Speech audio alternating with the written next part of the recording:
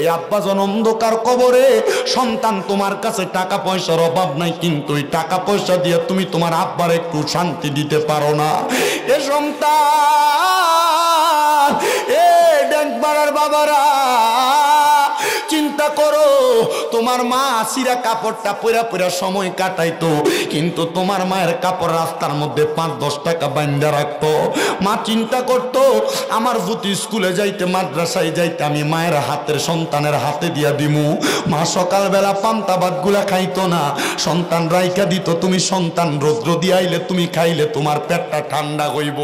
আজকাল মাহফিলে কে জানি বসছো, ওই মা দুকিনীরে কবরে শোয়াইয়া আল্লাহর কসম আখিরি মুনাজাতের মধ্যে দোয়া করা হবে, আমার আল্লাহ তাআলা যেন আওলাদের এসবির উসিলায়, সিরাজ বাবার ওসিলায় আজকের মাহফিলে আমরা মা বাবার জন্য দোয়া করলে আম্মা আব্বার কবরটানে জান্নাতের বাগান বানিয়ে দেয়। বাবারে, মা বাপ তো সন্তানরে কম ভালোবাসে না, কেমন ভালোবাসে। মা বাপ কোনোদিন চায় না সন্তান দুনিয়াতে খারাপ থাকুক, কোনো মা বাপ কোনোদিন চায় না দুনিয়াতে সন্তান কষ্ট পাক। প্রত্যেক মা বাপ চায় তার সন্তানটা দুনিয়াতে মানুষের মতো মানুষ হয়ে যাক। বলে হুজুর কেমন মানুষের মতো মানুষ? একটু মনোযোগ দিয়ে শুনলে বুঝতে পারবা বাবারা। আল্লাহর নবীর প্রখ্যাত দুনিয়ার জমিনে একজন আশেক চিনেন। আমরা সুন্নিরা যেই তরিকার মধ্যে সর্বশ্রেষ্ঠ তরিকা মনে করি, ওই তরিকাটার নাম হলো কাদেরিয়া তরিকা। কথা কন্যা ঠিক কিনা বাবারে? ওই কাদেরিয়া তরিকার শায়েখ আব্দুল কাদের জিলানী আল গিলানী রাদিয়াল্লাহু তাআলা আনহু, ওনার নামটা কি এখনই শুনছেন না আগে আরো শুনছেন? কম দামি অলি না বেশি দামি? আশেক কয় শ্রেষ্ঠ বলি। ওরে অলিদের অলি যিনি গাউসুল আজম জিলানী, অলিদের অলি যিনি গাউসুল আজম জিলানী, বাগদাদে জন্ম কুতুবে রাব্বানী। বলেন বাগদাদে জন্ম কুতুবে। আপনারা কেমন জানি জিমে জিমে করে, একটু মোহাব্বতে কর না। অলিদের অলি যিনি গাউসুল আজম জিলানী, অলিদের অলি যিনি গাউসুল আজম জিলানী, বাগদাদে জন্ম কুতুবে রাব্বানী। বলেন বাগদাদে জন্ম কুতুবে। তোমার কাঁধে নবীজির কদম, সব অলিদের কাঁধে তুমি গাউসের কদম। বলেন তোমার কাঁধে নবীজির কদম, সব অলিদের কাঁধে তুমি গাউসের কদম। মুর্দা কলব জিন্দা করো ও গো গাউসে সামদানি, মুর্দা কলব জিন্দা ও গো গাউসে সামদানি, বাগদাদে জন্ম কুতুবে রাব্বানী। বলেন বাগদাদে জন্ম কুতুবে রাব্বানী। হাইরে অলিদের অলি যিনি গাউসুল আজম জিলানী, অলিদের নি, বাগদাদে জন্ম কুতুবে রাব্বানী। বলেন বাগদাদে জন্ম কুতুবে। আইরে বংশ তোমার হাসানে হুসাইনি, তুমি হইলা মা ফাতেমার নয়নের মনি। বলেন বংশ তোমার হাসান, বলেন তুমি হইলা মা ফাতেমার নয়নের মনি। দয়ার নজর করো আমায় ও গো গাউসে সামদানি, দয়ার নজর আমায় ও গো গাউসে। আরে গাউসি পাকের গাউসিয়তের চাদরের নিচে থাকা লাগবো তো, রেজবির গোলাম একটু মোহাব্বতে কর না। দয়ার নজর করো আমায় ও গো গাউসে সামদানি, দয়ার নজর আমায় ও গো গাউসে সামদানি, বাগদাদে জন্ম কুতুবে রাব্বানী। বলেন বাগদাদে জন্ম কুতুবে রাব্বানী। হাইরে অলিদের অলি যিনি গাউসুল আজম জিলানী, অলিদের গাউসুল আজম জিলানী, বাগদাদে জন্ম কুতুবে রাব্বানী। বলেন বাগদাদে জন্ম কুতুবে। মুসলমান ওই গাউসে পাক বড় পীর আব্দুল কাদের জিলানী আল গিলানী রাদিয়াল্লাহু তাআলা আনহুর বাগদাদের জমিনে একটা সুন্দর মাদ্রাসা বানাইছে, মাদ্রাসায় নেজামিয়া। নাম কি? জোরে কন্যা মাদ্রাসার নাম কি? ওই মাদ্রাসার নাম মাদ্রাসায়ে নাজামিয়া। তো সব সন্তান চায়, সব মা বাবা চায় তার সন্তানরা মানুষের মতো মানুষ বানাইবো, কিন্তু আল্লাহর ওলির দরবারে মানুষের মতো মানুষ বানাইলে ফোলাটা শুধু শরীয়ত শিখতো না, লগে তরিকত শিখবো। কথা কোন ঠিক কিনা? মুসলমান, গৌসে পাক আব্দুল কাদের জিলানীর নাম এবং সুনাম শুধু বাগদাদ শহরে না, ইরাকের মধ্যে, ইরানের মধ্যে, রোম দেশের মধ্যে, স্পেনের মধ্যে ঘোষণা বর্ণনা হইতেছে। স্পেনের একজন মা চিন্তা করলো, আমার সন্তানকে আমি শুধু তরিকত শরীয়তের এলেম শিখাইতাম না, আমার সন্তানটারে আমি তরিকতের এলেমও শিখামো, হাকিকতের এলেমও শিখামো, মারেফতের এলেমও শিখামো। এই 4 প্রকার এলেম যদি কারোর সিনার মধ্যে থাকে, তার দুনিয়াতে কোনো ভয় নাই, কবরে কোনো ভয় নাই। বন্ধু আমার, আমি জানতে চাই আজকের মাহফিলটা যেই মুজাদ্দেদ জামানের স্মরণের মাহফিল, আপনারা বলেন এই 4 প্রকার এলেম ওই মুজাদ্দিদের কলবে ছিল কি ছিল না? মোহাব্বতে কোন ছিল কি ছিল না? ওই 4 প্রকারের এলেম শিখানোর জন্য মা নিয়ত করলো, সন্তানটারে ডাক দিয়া কয়, বাবারে আমি খবর পাইলাম গাউসে পাক আব্দুল কাদের জিলানীর দরবারে গেলে উনি মানুষের শরীয়ত তরিকতের এলেম শিখায়, হাকিকত মারেফতের এলেম শিখায়। বাবা চলো না, তোমারে আমি গাউসে পাকের দরবারে দিয়ে আসবো। ডাক দিয়া কয়, মা গাউসে পাকের দরবারে যাইবেন, এটা তো স্পেন এলাকা থেকে অনেক দুর্গমা, আপনি কেমনে আব্দুল কাদের জিলানীর দরবারে যাইবেন? আমার তো বাবাও দুনিয়াতে নাই, আমি কি একা একা আমার গাউসে পাকের দরবারে থাকবো?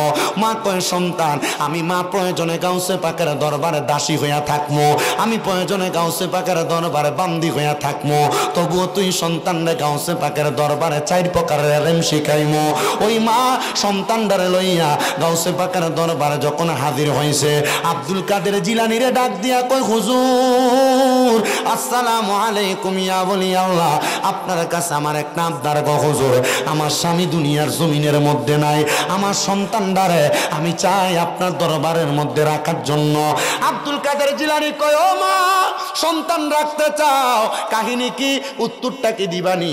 মা ডাক দিয়ে কয়, হুজুর আপনি নাকি বড় আল্লাহর ওলি, আপনার কাছে আসলে নাকি শরীয়ত তরিকত হাকিকত মারেফত 4 প্রকারের এলেম শিখতে পারবে, হুজুর আপনার কাছে আমার সন্তানটারে রাইখা দেন। হুজুর ডাক দিয়া কয়, মা আপনি আপনার সন্তানটারে আমার কাছে দিয়া চইলা যান। মা কয়, না গো হুজুর, আমার একটা মাত্র সন্তান, এই সন্তান ফালে আমি থাকতে পারতাম না। গাউসে পাক কয়, মা মাত্র 3 মাস পরে আমার কাছে আসবেন, 3 মাস পরে আসলে আপনি আপনার সন্তানটারে আবার দেখতে পারবেন। মা কয়, হুজুর 3 মিনিটও তো থাকতে পারতাম না, তাহলে 3 মাস পরে কেমনে আসবো? আমি কিন্তু আপনাদের দোয়ার বরকতে কুমিল্লাতে 6টা মাদ্রাসা চালাই, আপনাদের দোয়ার বরকত আমি গুনাহগারের কুমিল্লাতে 6টা মাদ্রাসা চলে। আমার মাদ্রাসায় কোনো ছাত্র ভর্তি করাইলে আমিও কিন্তু গাউসে পাকের মতো করে তারার একটা আদেশ করি, কমপক্ষে 3 মাস পোলারে ছুটিতে বাড়িতে নিতে পারতেন না, কারণ 3 মাস একটা পোলা মাদ্রাসায় থাকলে এমনি মাদ্রাসায় মন টিকা যাইব গা। গাউসে পাক কয়, মা আপনি আপনার ছেলেটারে 3 মাস দেখতে আসতে পারবেন না। মা কয়, হুজুর যদিও কষ্ট হয়, এলেম অর্জন করানোর জন্য আমি মাইডা মানতাম রাজি। মা কান্দে, সন্তানটারে গাউসে পাকের দরবারে দিয়া মাটা এবার চইলা যায়। এবার ওই মা যখন দূরে যায়, সন্তান মায়ের পেছনে তাকে তাকে কান্দে। গাউসে পাক হুজুর আব্দুল কাদের জিলানী সন্তানটার ওনার কাছে আইনা সুন্দর করে বোঝায় মাকে বিদায় করে দিছে। ওই মা জননী গাউসে পাকের দরবার থেকে যখন চইলা যায়, গাউসে পাকের দরবারে ওই মা আর আসেন না। ওই সন্তান গাউসে পাকের দরবারে খেদমতে এমনভাবে নিজের জীবনটারে বিলাইয়া দিছে, বিলাইতে বিলাইতে সন্তান কয়, আমি গাউসে পাকের দরবারে এলেম চর্চা করা লাগে নাই, গাউসে পাকের নুরানি জবান দিয়া যা বলছে তা আমার সিনার মধ্যে আটকে যায়, গাউসে পাক যা বলে তার কথাগুলো আমার সিনার মধ্যে আটকে যায়। ও বন্ধুরে, রেজবি হুজুর কেবলার লগে যে পাগলরা ঘুরছে এরা জানে, এরা জিগাইবা হুজুরের সাথে চললে, হুজুরের লগে ফিরলে, হুজুর মুখ দিয়া যেই কথাটা বলতো এটা ইমানের একটা চেতনা হিসেবে ভিতরের ভিতরে গাইটটা নিত। খেজুর কাটা আপনার পায়ের ভিতরে যদি গাইটটা যায় বাইর করে ফেললে ব্যথা থাকবে। রেজবি হুজুর কেবলার ইমানের চেতনা যার ভিতরে আছে, এই ব্যক্তি দুনিয়ার যেই প্রান্তে থাক না কেন, ইমান ব্যস্ত না, ইমান ব্যস্ত না, ইমান ব্যস্ত না। ওই গাউসে পাকের পাগল ওই ছেলে ডাক দিয়া কয়, বয়স মাত্র 8 বছর আমার মা আমার গাউসে পাকের দরবারে দিয়া চইলা গেছে। আমার মার একটু মায়া লাগছে না, তবে আমি মনে মনে চিন্তা করলাম গাউসে পাকের দরবারে মাত্র 3 মাস থাকা অবস্থায় গাউসে পাক আব্দুল কাদের জিলানীর দরবারে মা লাগবে না, বাবা লাগবে না, মা বাপ যদিও দূরে থাকে, আমি যদি এই আলেমগুলা সিনার মধ্যে লইয়া দুনিয়ার জমিনে থাকতে পারি, আমি আমার মা বাপ যেখানে থাকুক দোয়া করার কারণে আমার আল্লাহ তাআলা আমার মা বাপরে মাফ করে দিব, আমার আল্লাহ তাআলারে আমার মা বাপরে ভালো রাখবো। ওই ছেলেটা এই কথা বলতে বলতে 1 দিন 2 দিন 3 দিন 4 দিন করতে করতে গাউসে পাকের দরবারে 3 মাস পর্যন্ত সময় কাটাইছে। 3 মাসের মাথায় ছেলেটার মাটা গাউসে পাকের দরবারে হাজির হয়ে গেছে। গাউসে পাক আব্দুল কাদের জিলানী এই জায়গায় বসা, ওনার পাশের জায়গার মধ্যে ওই ছোট ছেলেটা বসা। গাউসে পাকের সামনে একটা খাবারের থালা, ছোট ছেলেটার সামনে একটা খাবারের থালা। জোরে কইতেন না বাবা মারহাবা, জোরে কন্যা মারহাবা। গাউসে পাক আব্দুল কাদের জিলানী আল গিলানী মহিউদ্দিন আল ফেসানি হুজুর গাউসে পাকের দরবারের দরজার মধ্যে ওই মহিলাটা দাঁড়ায় রইছেন। মহিলা তাকায় দেখে গাউসে পাক একটা খাবারের থালা নিয়ে খাবারগুলা ভক্ষণ করতেছে, আর ওনার সন্তান একটা খাবারের থালা নিয়ে খাবার ভক্ষণ করতেছে। আমার গাউসে পাক আব্দুল কাদের জিলানী যেই খাবারের প্লেটটার মধ্যে করে খাবার খাইতেছে, ওই খাবারের প্লেটটার মধ্যে শুধু ভাত না, ভাতের সাথে একটা তাজা মুরগি সুন্দর করে রান্না করে গাউসে পাকের পাতে দেওয়া। গাউসে পাক একে এক ওই মুরগিটা নিজে নিজে খাইতেছে, আর ওই ছেলেটার পাতের মধ্যে শুধু লাউ রান্না করা লাউ, ওই ছেলেটা লাউ খাইতেছে। মহিলা গাউসে পাকের সামনে আইসা কোনো সালাম নাই, কোনো কালাম নাই, আইসা ডাক দিয়া কই, রে আব্দুল কাদের জিলানী, আমি খবর পাইছিলাম আপনি নাকি মহিউদ্দিন আল গিলানী আল ফেসানি, কিন্তু আপনি যেই কামটা করছেন এটা দেখে আমার ভালো লাগে নাই। আপনার ভিতরে কি একটু ইনসাফ নাই? আপনি কেমনে একা একা তাজা মুরগিটা ভক্ষণ করলেন, আর আমার সন্তানটা আপনার চোখের সামনে লাউ দিয়া খানা খায়, আপনি আমার সন্তানটারে কোনো কিছু করলেন না? একটু গোস্ত কি আপনি আমার সন্তানটারে দিতে পারলেন না? গাউসে পাক ডাক দিয়া কয়, ও মা, আপনার সন্তান লাউ খাওয়ার উপযুক্ত, এই জন্য আমি তারে লাউ দিয়া খানা দিছি। আমি আব্দুল কাদের মোরগ খাওয়ার উপযুক্ত, এই জন্য আমি মোরগ দ্বারা খাবার আহার করতেছি। মহিলা ডাক দিয়া কই, হুজুর আপনার কথার বেদনা তো আমি বুঝতে পারলাম না। ডাক দিয়া কয়, শুনো শুনো শুনো এ মহিলা, আমি আব্দুল কাদের আমার আল্লাহ তাআলা ক্ষমতা দিছে, একটা মুরগি খাওয়ার পরে আমি গাউসে পাক আল্লাহর হুকুমের মাধ্যমে মুরগিটারে জিন্দা বানাইতে পারবো। তোমার পুতে পারতো না, এই ক্ষমতা এখনো তোমার সন্তান অর্জন করে নাই, এজন্য তোমার সন্তান মুরগি দ্বারা খাবার আহার করে না। ডাক দিয়া কই, হুজুর তাহলে লাউ যে খাওয়ান আমার ফুতে কি এই লাউটা খাওয়ার কারণে আস্তা তাজা লাউ বানাইতে পারবো? ডাক দিয়া কয়, মা তুমি তোমার সন্তানরে জিগাও, আমার জিজ্ঞাসা কইরো না। আরে বেলায়েতের পাওয়ার যার ভিতরে ঢুইকা গেছে, বেলায়েতের সংস্পর্শ যার ভিতরে লাইগা গেছে, তরিকতের ছোঁয়াটা যার মাঝে লাগছে, ওই ব্যক্তি কিন্তু এমনি এমনি দুনিয়াতে চলে না। এ তরিকতের পাওয়ার নিয়ে চললে দুনিয়া এবং আখিরাতটা সে এমনি দুনিয়াতে তাইকে ক্লিয়ার কইরা লয়। ওই ছেলের মা ডাক দিয়া কয়, সন্তান তুমি কি পারবা এই লাউটা খাওয়ার পরে লাউটারে তুমি আবার আগের মতো বানাইতা? আর আব্দুল কাদের জিলানী, আপনি যে বলছেন আপনি তাজা মুরগি খাওয়ার কারণে আপনি এটাকেও জিন্দা বানাইতে পারবেন, আপনি আমার একটু দেখান। হুজুর ডাক দিয়া কয়, বাবা তরকারি যেই বাবুর্চি রান্না করছে তারা জিজ্ঞাসা করো এই লাউয়ের যেই ছোলাগুলো আছে, মানে ছোলকাগুলো আছে, এগুলা কোন জায়গায় পালাইছে, আর মুরগির যে চামড়াগুলো আছে ওইগুলা কোন জায়গার মধ্যে ফালাইছে। এবার বাবুর্চিরে দিয়া ওই মুরগির ছোলাগুলো আনছে, লাউয়ের ছোলাগুলাই না। গাউসে পাক সামনে রাইখা একটা কাপড় দিয়া ঢাকনা দিয়া, মানে যে দস্তরখানার উপরে রাইখা খাবারটা খাইছে। কি রাইখা খাইছে? কি রেখে গেছে? দস্তরখানা বুঝছেন নি কোনটা?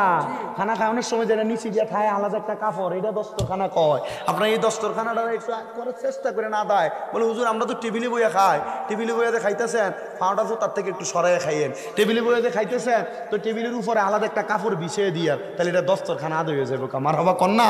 আর আমরা যে ডিজিটাল যুগ আইছে, বিয়া বাড়ির ভিতরে গেলে জুতা ফায়ার থেকে খোলানোর সময় নাই, জুতা ফায়ার একটু খাইলে আমরা কথা কন্যা কেন?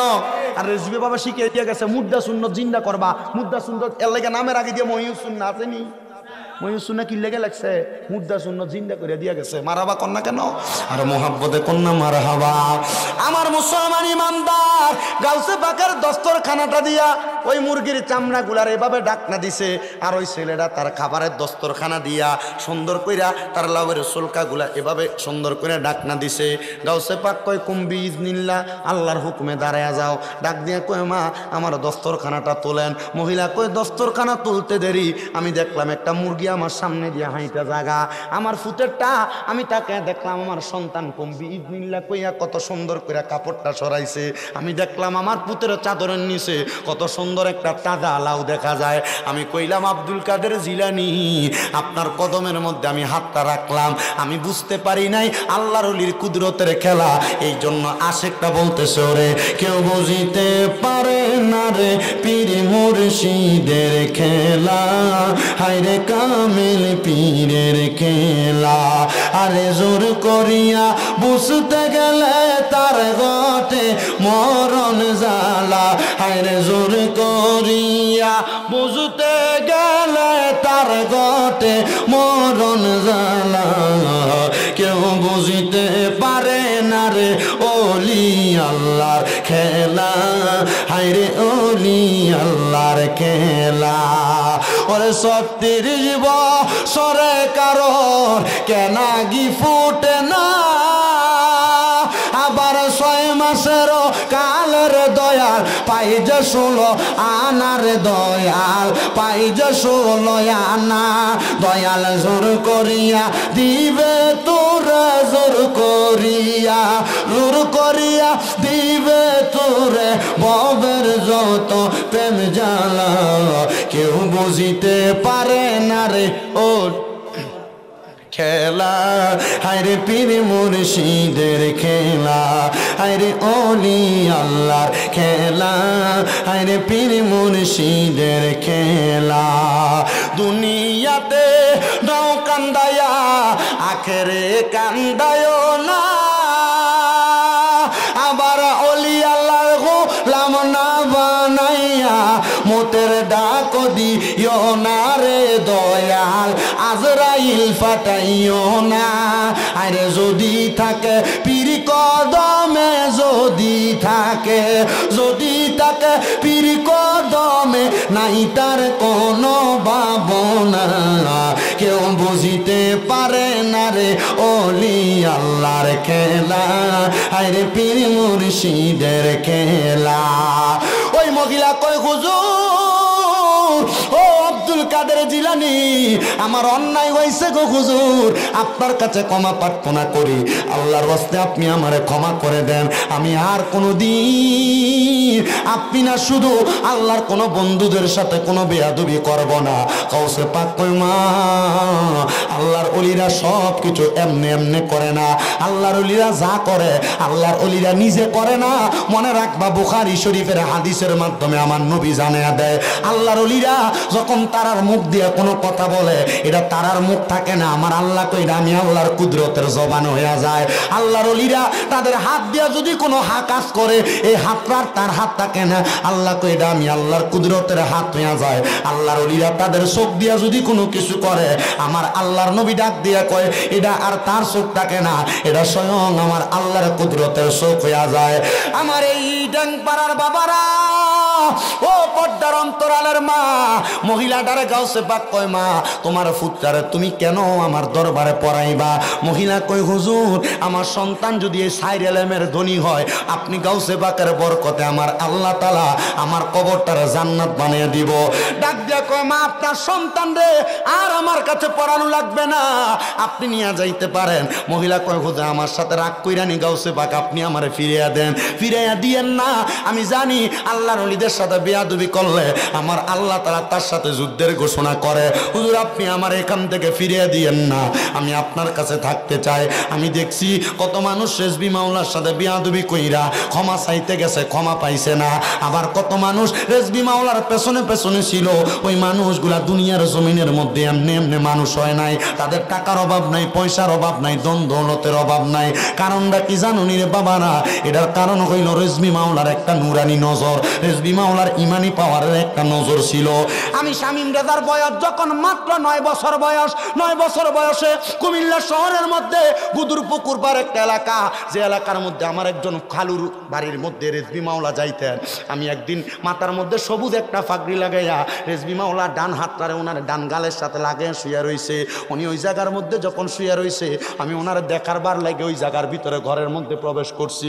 হুজুর আমার দিকে সামনে ডাক দিয়া কয়, পাগলা কোন ক্লাসে পড়ো, কোন জমাতে পড়ো? এটা জিগায় কোন জমাতে পড়ো? ক্লাস তো কইতো না, জমাত।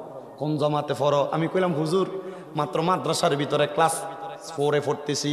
সামনে ডাক দিয়াই না আমার পাঞ্জাবির হোকটা খুইলা রেজবি মাওলা আমার বুকটার ভিতরে এমনি একটা থাপ্পড় দিয়া দিছে। আমি ওই সময় তো আর তরিকতের কোনো কিছু বালা কইরা বুঝি না, আমার মনে একটা কষ্ট গেছে। দেখছো নি বেটা ফিসাব মানুষ আমার বুকটার ভিতরে একটা থাপড় দিছে। আমি যখন আমার নানার কাছে যাই কইছি, না না আমি গেছি হুজুর বেটার লগে দেখা করবার লাগা, হুজুর বেটা আমার বুকের ভিতরে জোরে একটা থাপড় দিছে। কয় পাগলা কাম লাগিয়া গেছে।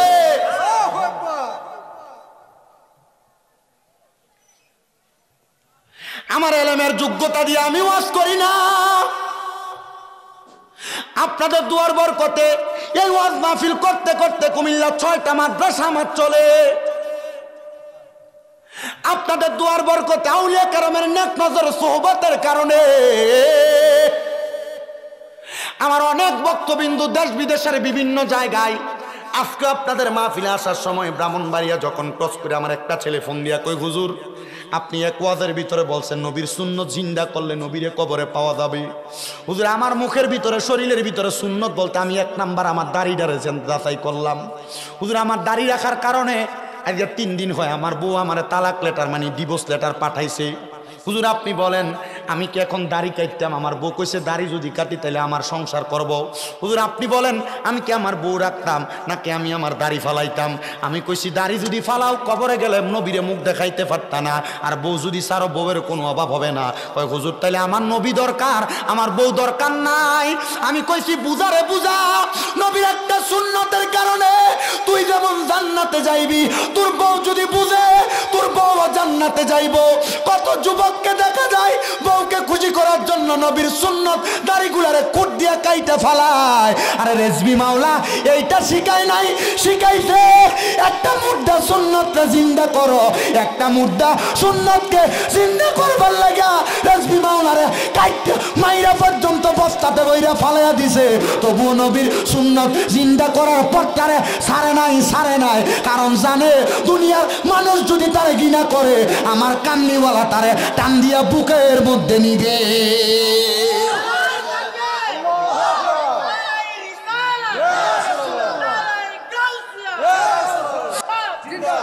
মুর্শিদ তোমার আত্মাতে মিশাইয়া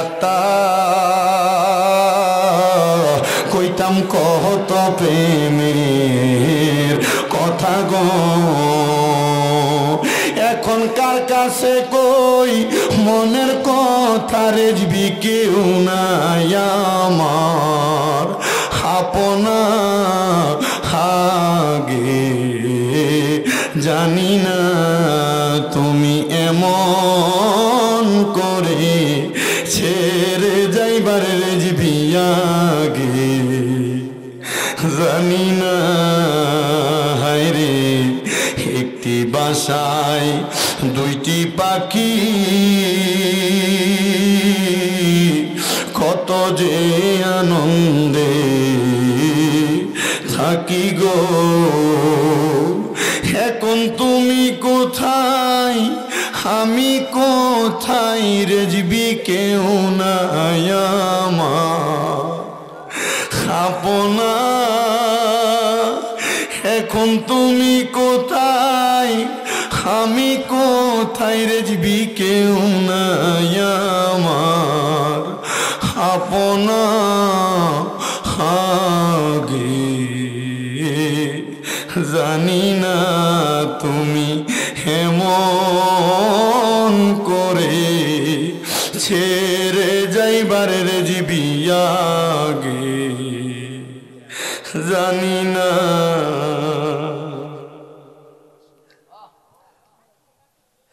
রেজবি মাওলার একটা পাগল মুরিদ কুমিল্লাতে যখন শুনছে বাবা পর্দা নিছে, এই মাথাটার কপালটারে ওয়ালের লগে বাইরে ফাড়াইয়া ফেলছে। আমি নিজে তারে দইরা কইছি কান্দিস না, যদিও দেখো দুনিয়ার জেসমানি ভাবে বিদায় নিছে, যদি রেজবির পাগলরা চোখ বন্ধ কইরা মুরাকাবা কইরা রেজবিরে স্মরণ করে, চোখ বন্ধ করলে রেজবিরে দেখবি। আমি দেখছি কুমিল্লাতে আমার এক ভাই আছে মুস্তফা, হুজুর কেবলার কথা বললে চোখের পানি ফালায়া ফালায়া শুধু কান্দে। আরে কুমিল্লাতে অনেক প্রবীণ মুরিদ আছে, একটা পাগল আছে ময়নামতিতে, রেজবি মাওলার কথা বললে সে শুধু বুকের ভিতরে থাবড়ায়। জিগাইও সিরাজ বাবা আসলে, বাদান আপনি যে ময়নামতিতে যান ওই পাগলটারে আপনি দেখেননি? কত মানুষ দেখে রেজবি মাওলার কোনো মাহফিল শুনলে রাত বিরাত দেখে না, হাইটা হাইটা চইলা যায়। আমি কত জায়গায় মাহফিল শেষ করে মাহফিল কমিটির বাড়িতে খাওয়া দাওয়া শেষ করে আসার সময় আতাফতের ভিতরে পাগলাটারে দেখছি। আমি কইতাম এমনি হাঁটো কেন? আমরা রেজবির পাগল, আমরার ভয় নাই। আমি কইছি চোর ডাকাইতে ধরলে কত কিছু নিয়ে যাইব, কই আমার ইমানটা চুরি করে নিতে পারতো না। আমার নিয়া যাক ধন মাল ইজ্জত সব নিয়া যাক, আমার ইমানদারে চুরি করে নিতে পারতো না। মুসলমান রে, গাউসে পাক আব্দুল কাদের জিলানীর হক পথের তরিকাটা রেজবি মাওলা তোমরা শিখিয়ে দিয়া গেছে। আমি এখন যেই মসজিদে ইমামতি করি, শুধু দরজার মধ্যে আজানটা নেওয়ার লাগে, খুতবার আজানটা, আমি আমার কমিটির লগে কত যুদ্ধ করছি, আমি কত যুদ্ধ করছি, তারা দেয় না। কই হুজুর এটা করলে ফেতনা হইব, আপনি এটা কইরেন না। ওমাগো হঠাৎ করে আমি দেখতাছি একদিন আমার মসজিদের মোতোয়াল্লি আমার নিজে নিজে কয়, হুজুর আমার মসজিদের যে আজানটা, খুতবার আজানটা, এটা যেন মসজিদের দরজার ভিতরে হয়। আমি কইলাম কারণটা কি? কয় হুজুর এটা তো নবীর একটা সুন্নত, এটা মানছে করে না, এটা তাড়াতাড়ি মানুষ ভিতরে নিয়ে গেছে। আমি কই পাগল, চিন্তা করিস না, এমন সুন্নত কায়েম করনেওয়ালা মানুষ হাজার হাজার লাখ লাখ হবে না, ইমানদার পাক্কা হবে একটা। ওই পাক্কা ইমানদারটার কারণে আল্লাহ দুনিয়া ধ্বংস করবে না। যখন দুনিয়াতে ইমানদার থাকবে না, আল্লাহরে আল্লাহ বলে ডাকার মতো একজন মানুষও থাকবে না, বলে আমার আল্লাহ তাআলা দুনিয়াটা ধ্বংস করব। কত মানুষ আল্লাহ নবীরে ডাকে, কিন্তু আমার আল্লাহ তাদের মনের আশা পূরণ করেনি, এটা তো তুমি কইতে পারো না। ওই মহিলা যে বলছে হুজুর আপনি আপনার কাছে আমার পুত্ররে মানুষ করবেন, কয় মা তোমার পুত্ররে কেন আমার কাছে মানুষ করতাম, দায়িত্ব দাও। কয় হুজুর আমার সন্তান যদি আলেম হইয়া আমার জানাজার নামাজটা পড়ায়, নবীর হাদিস শরীফের মধ্যে নাকি আছে, আমার নবী বলছে কোন সন্তান তার মা জানাজার নামাজটা পড়াইলে সালামটা ফিরানির আগে আল্লাহ তার মা বাবার জীবনের গুনাহ মাফ কইরা দেয়। হুজুর আমার শখ হইলে আমার ফুতে আপনার কাছে পইরা আলেম বানাইবো, আলেম আমার জানাজা পড়াইবো। কয় ঠিক আছে মা, 3 মাস পরে আইসো, এবার আর আইবা না, 7 বছর পরে আইবা। করে হুজুর দিয়ে আমার শাস্তি দেয়, কি দেয়? আপনি কি মনে করছেন খালি বায়াত হয়ে গেলে শেষ কাম? তরিকতের সাধনা নাই? আমরা তো এমনি হুদা তরিকত গ্রহণ করে আমরা ঘুরি আর কি, নামের মুড়ি। আপনার কষ্ট হইতেছে? এই আমান ভাই, আমার যদি আরে অল্প একটু দেরি অসুবিধা হইব? ও মাত্র 11:51 বাজে, মাইক ধরছি মোটামুটি 2 ঘন্টার কাছে হয়ে গেছে। কিতে টাইম কেমনে যাই গিয়া? আলহামদুলিল্লাহ কন না, হুজুর কেবলার জন্য কষ্ট নাই। হুজুরে জিজ্ঞেন যে হুজুর আপনি কোন সময় আইবেন, হুজুরে যে টাইমটা কইব এই টাইমের আগে আমি ওয়াজ গোছাইলাম ইনশাআল্লাহ। আল্লাহ কবুল করুক, জোরে কোন আমিন। সবাই মুহাব্বত একটু দরুদ শরীফ পড়েন। আল্লাহুম্মা সাল্লি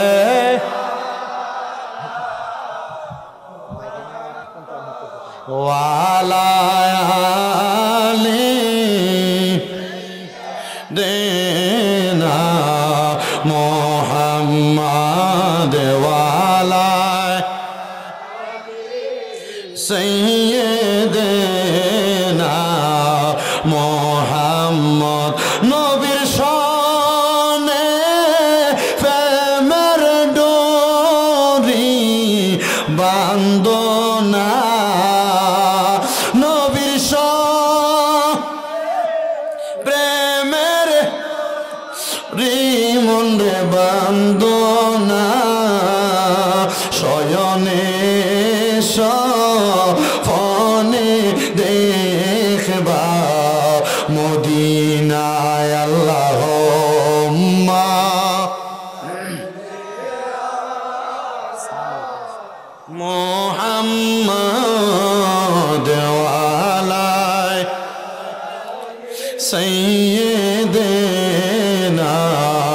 মুহাম্মদ। ডানপাড়ার আমার বাবারা গভীর মনোযোগ দিবেন। মহিলারা ডাক দিয়ে কয় 7 বছর তুমি আর আসবা না। ওই মহিলা বলে আল্লাহর কসম আমি আমার সন্তানকে 7 বছর মানুষ করার জন্য গাউসে পাকের দরবারে দিয়া চইলা গেলাম। আমি মহিলা আমার সন্তানকে দেখতে পাইলাম না। গাউসে পাক বড় পীর আব্দুল কাদের জিলানী বলে ওই ছেলেটাকে আমি ঠিক 7 বছরের মাথায় তার বাড়ির মধ্যে পাঠাইলাম তার মাকে দেখার জন্য। 7 বছর পরে ওই ছেলেটা বাড়ির মধ্যে যাইয়া দেখছে তার মা দুনিয়াতে নাই, তার বাবাও দুনিয়াতে নাই। ছেলেটা দৌড়িয়া গাউসে পাকের কাছে এসে আবদার জানায়, হুজুর আপনার কাছে আমার ফরিয়াদ, আমার মাও তো দুনিয়াতে নাই, আমার আব্বাও তো দুনিয়াতে নাই। আমার আম্মার নাকি বড় শখ ছিল আমি ফুতে আমার মার জানাজার নামাজটা পড়ামো। আমার মা যে মরছে আপনি কি খবর পাইছেননি? ফুতেরে এবার গাউসে পাক কয় ফোলা তুমি কখন বাড়িতে গেছো? কয় হুজুর আমি রাত্রবেলায় না বাড়িতে গেছি। বলে আগামীকালকে আমি যেই গোড়াটা চইরা নেজামিয়া মাদ্রাসায় পড়াইতে যাই ওই গোড়ার পিঠে উইটা আমি গাউসে পাক যে আসকানটা লাগাই ওই আসকানটা লাগাই তুমি তোমার এলাকায় সকালবেলা যাইবা। ফলা কয় হুজুর আমি আপনার কথা শুনলাম। এবার গাউসে পাক আব্দুল কাদের জিলানীর কথা শুইলাম। ওই ছেলে সকালবেলা গাউসে পাকের গোড়ার উপরে উইটা শরীরের মধ্যে আসকানটা লাগায়া এবার ছেলেটা তার এলাকার মধ্যে গোড়াটা চালায়া গেছে। দিনের বেলা যখন এলাকার মধ্যে ঢুকছে এলাকার সব মানুষ আহলান ওয়া সাহলান মারহাবান মারহাবান কয়ে ফোলাটারে স্বাগতম জানায়। ফোলা কয়ে আমার এলাকার মানুষ আমার 7 বছর 3 মাস আগে দেখছে। এর আগে আমার মা আমার এলাকা থেকে নিয়ে হুজুরের দরবারে গাউসে পাকের দরবারে দিয়ে আসছে। এ হুজুর এই এলাকার মানুষ তোমরা কেন আমার সম্মান করো? তোমরা আমার চিননি। ডাক দিয়া কই হুজুর আপনি না কয়দিন আগে এসে আপনার মায়ের জানাজার নামাজটা পড়াইছেন, আপনার নুরানি চেহারা তো আপনারা পাগল করে ফালাইছে। ফোলাকে আমি তো আমার মারে দেখছি ওই না আমার মার জানাজাটা কে পড়াইলো? ফোলা কয় আমি আর গোড়ার পিঠ থেকে নামছি না, দৌড়ে আমি আবার আমার গাউসে পাকের কাছে গেছি। ডাক দিয়া কইলাম হুজুর গাউসে পাক আব্দুল কাদের জিলানী আমার এলাকার মানুষ দিকে আমি নাকি আমার মার জানাজার নামাজ পড়াইছি। গাউসে পাক ডাক দিয়া কই এ সন্তান তুমি যদি এই 7 বছরের একটা দিনও ত্যাগ করে আমি গাউসে পাকের কাছ থেকে তুমি তোমার মার কাছে যাইতা তাইলে তোমার সিনার মধ্যে আলেম থাকতো না। এই জন্য আমি গাউসে পাক তোমার সুরুতটা নিয়া আমি তোমার মায়ের জানাজার নামাজটা পড়াইবার লাইগা গেছি। ও সন্তান তোমার তারা সম্মান করছেনি? ডাক দিয়ে কই হ্যাঁ গো হুজুর গাউসে পাক আমার সম্মান করছে। বলে সম্মান কেন করছে? তারা তো তোমার চিনে না, তারা তো তোমার পরিচয় জানে না। বুঝালো তারা যে তোমার কইছে কয়েকদিন আগে তুমি তোমার মার জানাজার নামাজটা পড়াইছো, তার মানে তারা তোমার সুরুতটা দেখে। ওই সুরুতটা অন্য কোনো সুরুত না, ওই সুরুতটা আমি গাউসে পাক তোমার সুরুতে তোমার মার জানাজার নামাজটা পড়াইয়া দিছি। চিন্তা করো শোনে মুসলমান, দুনিয়াতে তো আল্লাহরে দেখো নাই, দুনিয়াতে তো নবীরে দেখো নাই। মুর্শিদের নুরানি চেহারাটা দেখলে আল্লাহ নবী দেখার সাতটা অন্তরে জাগে আসে কয় খুঁজতে গিয়া আল্লাহ নবী সামনে পাই মুর্শিদের ছবি গো। জোরে কইতেন না মারহাবা। মুসলমান বেশি দূরে গেলাম না, আমার আরেকটু ওয়াজের ওয়াকিয়া বাকি আছে, আমি শেষ করব। ছেলেটা বলে আমার মায়ের ইন্তেকালের পরে আমি আর আমার এলাকার মধ্যে যাই নাই, কারণ যে ঘরের মধ্যে গেলে আমি আমার মারে দেখবো না ওই ঘরের মধ্যে আমি কেন যাব? আমি আমার গাউসে পাকরে বললাম হুজুর আমার মা যে মারা গেছে, আমার মার তো শখ ছিল আমার মা মরলে জান্নাতে যাইব। হুজুর আপনি বলেন না আমার মা কি জান্নাতে গেছে না জাহান্নামে? হুজুর কয় পাগলা বলো কে আমি দেখাম কেমনে? খবরের খবরটা আমি বলবো না। বলে কেন? বলে আল্লাহর ওলিরা তো সব খবর জানে, আপনি কেন আমারে জানাইবেন না? কয় বাবা তুমি যদি ওলি হও তাহলে তুমি তো তোমার খবর নিজেই জানবা, আমার কাছে ধন্না দিবা কেন? গাউসে পাক কয় বাবা এতদিনে কি শিখলা? কয় হুজুর সবই তো শিখাইলে 7 বছরের মাধ্যমে। কয় একটা ইবাদত শিখাইছি, যে ইবাদতের নাম হলো তাহাজ্জুদের নামাজ। বলে পারনি? বলে হুজুর পারি। যারে যা তাহাজ্জুদের নামাজ পড়া চোখের পানি ফালায়া কান। ফোলাটা ডাক দিয়া কয় আমি তাহাজ্জুদের নামাজ পড়া 12 রাকাত পড়া চোখের পানি ফালায়া যখন আমি আমার আল্লাহর কাছে কামতাছি, আমি হঠাৎ কইরা তাহাজ্জুদ নামাজ পড়া কামতে কামতে নামাজের মুসল্লাটার ভিতরে ঘুমায়া গেছি। আমি দেখলাম সাদা রঙের সুন্দর পোশাক পরা একটা মহিলা আইসা আমার মাথার মধ্যে হাত বুলিয়ে দেয়। আমি চোখটা খুইলা দেখলাম এটা দিয়ে আমার মারে দেখা যায়। আমি জিগাইলাম মা গো, ও মা আপনি কেমন আছেন কবরে? সন্তান ডাক দিয়া কয় মা কবরে আপনার কেমন অবস্থা?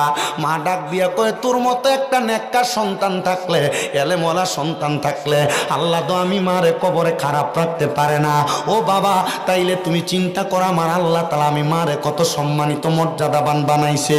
নবীর হাদিস শরীফও দেখলাম, মুসনাদে আহমদের মধ্যে হাদিস বর্ণনা, আমার নবী কয় দুনিয়াতে কোনো মা বাপ যদি তার সন্তানদারে শরীয়ত তরিকত হাকিকত মারেফতের এলেম শিখায়, মানে কোরআন হাদিসের গুপ্ত এলেমটা শিখিয়ে দিয়া মা বাপটা মইরা যায়, আমার আল্লাহ তাআলা পুরা হাসরের ময়দানের মধ্যে হাজার হাজার লক্ষ লক্ষ মানুষের মাঝে ওই কোরআন শিখনেওয়ালা সন্তানটা, হাদিস শিখনেওয়ালা সন্তানটার মা বাবার চেহারাটারে, মা বাবার ঘাটটারে একটা জেব্রা মানে উটের মাথার মতো লম্বা করে দিব, চেহারাটার মধ্যে নূরের আলো দিয়া দিব।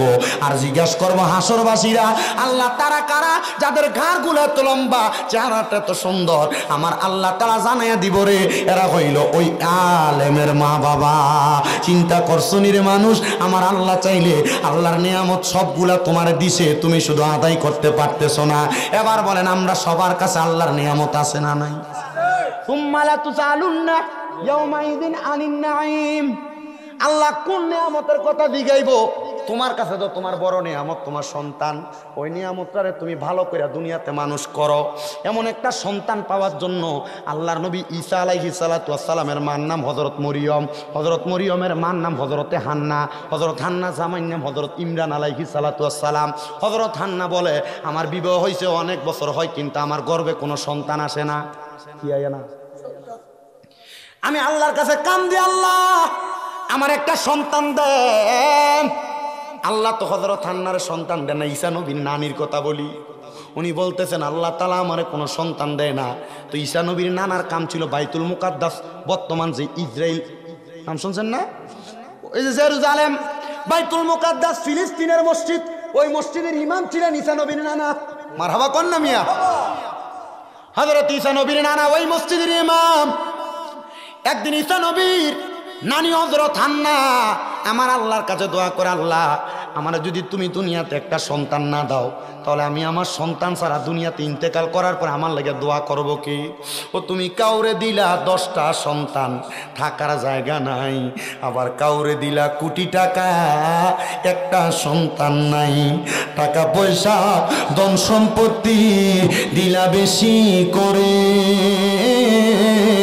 কিন্তু মরার পরে কান্দে করে কবরে নামাবে কে তা? আরে রে প্রেমের খেলা খেলছো দয়াল রে, ও দয়াল তোমার খেলা চমৎকার, আসমানেতে বসায় আছো চাঁদ সুরুজের বাজার রে, প্রেমের খেলা খেলছো দয়াল রে। দুনিয়ার মুসলমান, ও ড্যাংপাড়ার বাবারা, পর্দার অন্তরালের মা, কত মহিলারা গর্বে সন্তান আসে না কান্দে। আমি বলবো তাহাজ্জুদ নামাজ পড়ে আল্লাহর কাছে কানবা। কত বেডারা বিদেশ যাইতে পারে না কান্দে। ও বেডারা তোমার কাছে আমার আবদার, তাহাজ্জুদের নামাজ পড়বা। কত মানুষ ইনকাম করে বরকত হয় না, আমি কমু তাহাজ্জুদ নামাজ পড়ে কানবা। হযরতে ঈসা নবীর নানি হযরত হান্না তিনি বলেন আমি রাত্রে গভীরে উইটা আমার আল্লাহর কাছে কান্দি। আমার আল্লাহ তাআলা খবর দিছে, ও হান্না তোমার গর্ভের মধ্যে একটা সন্তান দুনিয়াতে আগমন করব। হযরত হান্না কয় আমি খবরটা পাইয়া বড় খুশি হয়ে গেলাম, কিন্তু খুশির খবরটা পাইয়া আমি যখন মসজিদে আকসার সামনে যাইতে লাগলাম, বাইতুল মুকাদ্দাসের সামনে, আমি খবর পাইলাম আমার স্বামী মানে ঈসা নবীর নানা ইন্তেকাল করছে। এবার হান্না কয় ও আল্লাহ, এতদিন আমার স্বামী ছিল, সন্তান পালন করার যোগ্যতা দিছিলা, এখন আমার স্বামী নাই, আমি কেমনে আমার সন্তানটারে লালন পালন করব? কে খাওয়াইবো, কে পড়াইবো? আপনারা বলেন রিজিক দিতে পারে একজন, তিনি কি? আল্লাহু খায়রুর রাযিকিন, আল্লাহ হইল উত্তম রিজিক দাতা, উত্তম রিজিক দাতা। এ মুসলমানের দলেরা, এ নবীর উম্মতের দলেরা, এবার হযরত হান্না বলে আমার সন্তান দুনিয়াতে আসবে, স্বামী ইন্তেকাল করছে। যখন আমার সন্তান ইন্তেকাল করার কয়েকদিন পরে আমার সন্তান আগমন করলো, হযরত ঈসা নবীর রানী কয় আমার সন্তানের নাম রাখলাম আমি মরিয়ম। নাম কি? ঈসা নবীর মার নাম কি? মরিয়ম। আমার সন্তান মরিয়ম আগমন করছে। আমি হযরত মরিয়ম রে আমার কোলের মধ্যে নিয়া আমি চিন্তা করলাম কে আমার সন্তানকে লালন পালন করবে। আমি হাঁটতে হাঁটতে হাঁটতে হাঁটতে বাইতুল মুকাদ্দাস মসজিদের সামনে গেলাম। বাইতুল মুকাদ্দাস মসজিদের সামনে যায়া ডাক দিলাম, ও বাইতুল মুকাদ্দাস মসজিদের ইমাম সাহেবেরা। দেখলাম আমি বাইতুল মুকাদ্দাস মসজিদের 60 জন ইমাম বাইর হয়ে আইছে। কয়জন? বড় মসজিদ তো, ইমাম ছিল 5 জন, একজন মারা গেছে, আরো 4 জন ইমাম। বাইতুল মুকাদ্দাসের 4 জন ইমামের কাছে বলতেছে, এই ইমাম সাহেবেরা, আমার মাইয়া তো দুনিয়াতে আগমন করছে, মানে বাইতুল মুকাদ্দাসের বড় ইমাম সাহেবের মাইয়া, আপনারা কেউ আসেননি আমার সন্তানটারে দত্তক নিয়ে মানে লালন পালন করবেন? ফালক নেয় না ফালক, আমার সন্তানটারে আপনারা লালন পালন করবেন। এবার সবাই রাজি হয়েছে, কারণ বড় ইমাম সাহেবের মাইয়া, আমরা লালন পালন করলে আল্লাহ তাআলা আমরা অনেক বরকত দিব। এবার ওই মরিয়ম আলাইহিস সালাতু ওয়াস সালাম রে কোলের মধ্যে নেওয়ার জন্য 4 জন কারাকারি করতেছি। এমন টাইমে আমার আল্লাহ তাআলার পক্ষ থেকে ওহী নাযিল হয়ে গেছে, এমনি তোমরা আল্লাহ তাআলার বন্ধুরে নিয়ে তোমরা টানাটানি করবা না। এই রে ইমাম সাহেবেরা, তোমরা যে দুয়াত কলম দিয়া লেখো, ওই দুয়াত কলমগুলা তো লোহার ছিল, আগা মাথাটা লোহার ছিল, ওই দুয়াতটা দিয়া তোমরা তোমাদের নদীর মধ্যে নিক্ষেপ করো। যার দুয়াত কলমটা তার দিকে ফিরে আসবে, তার কাছে মাইয়াটা লালন পালন হবে। এ 4 জন ইমামের মধ্যে ঈসা নবীর খালাম্মার জামাই মানে খালু ছিলেন, উনি ওই জায়গার মধ্যে ওই কলমটারে মারছেন, 4 জনে মারছে, কিন্তু ওনার খালুর কলমটা ওনার কাছে ফিরে আসছে। উনি বলেন, আমি যেহেতু হযরত মরিয়ম রে লালন পালন করব, দুনিয়ার বাড়িতে করব না, আমি আমার মরিয়ম রে বাইতুল মুকাদ্দাস মসজিদের মধ্যে লালন পালন করব। বাইতুল মুকাদ্দাস মসজিদের একটা ঘরের মধ্যে ঢুকায়া উনি সুন্দরভাবে লালন পালন করে। হযরত মরিয়ম কয়, আমি যখন দুনিয়ার জমিনের মধ্যে আমার বয়স 7 বছর হয়ে গেছে, আমার এলাকার মধ্যে সবাই আমারে বড় সম্মান করে, কারণ মরিয়ম এমন একজন ইমামের মাইয়া, ওনার সম্মান না করলে আমার আল্লাহ তাআলা বেজার হয়ে যাবে। হযরত মরিয়ম বলে, আমারে যখন সবাই সম্মান করে, তো ওই বাইতুল মুকাদ্দাস এলাকার মধ্যে একটা লোক ছিল, যার নাম ছিল কাসুস। এই ব্যক্তি এলাকার মহিলাদের সাথে অপকর্ম করে বেড়াইতো। এমন লুচ্চা বেড়া ড্যাংপাড়া এলাকায় আসেনি, আছে না? খাইছ খুব সুন্দর দেখতে, বালা বুড়া দেখা যায়, কিন্তু আটলে এবার খাইছ তো লুচ্চা খাইছ, আছে না এমন অনেক বেড়া? থাকলেও কইতো না। ইচ্ছা আল্লাহ এগুলা থেকে আমরা হেফাজত করুক, জোরে কোন আমিন।